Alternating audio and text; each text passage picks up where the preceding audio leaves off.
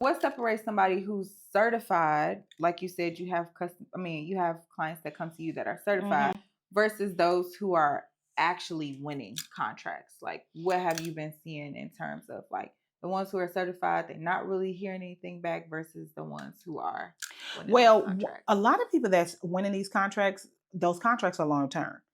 They're between 5 to 10 years. So people, once you get a contract, you kind of work them for a while. So the thing about it is that they do have smaller contracts that you do for like a year or something, but they do have a lot of smaller ones. I mean, for myself, I like the most I probably got was like 250, and that was just for a year. I go into So Texas. yeah, so what I was doing for that contract was Mhm. I was a business consultant for a nonprofit for United Way. It was they have a program where they give money to childcare, like in undeveloped, undeserved Yeah, communities, underserved communities. and they will give money to them.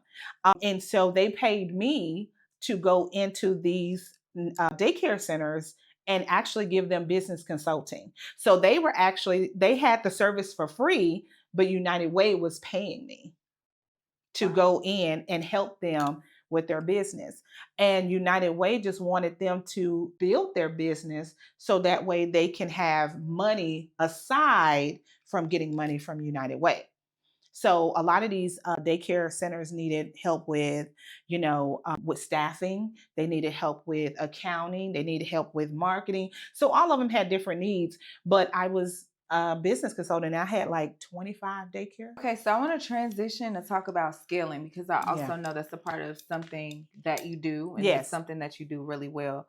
So, how do the contracts, right? Because that's our main focus today. How do they actually help businesses scale? So if you think about it, some of these contracts, if you have been, let's just say you've been working and you've been making, let's just say you've been making $300,000 a year just by what you've been doing. So it sounds like that you pretty much have your business kind of together, some systems in place if you're making that kind of money, right? Mhm. So the opportunities that they have, I mean, these contracts you probably can go after is 1 million a year. So if you really think about it, you'll be having that million plus whatever you're doing on the side. It's and Yeah. essentially scaling your business.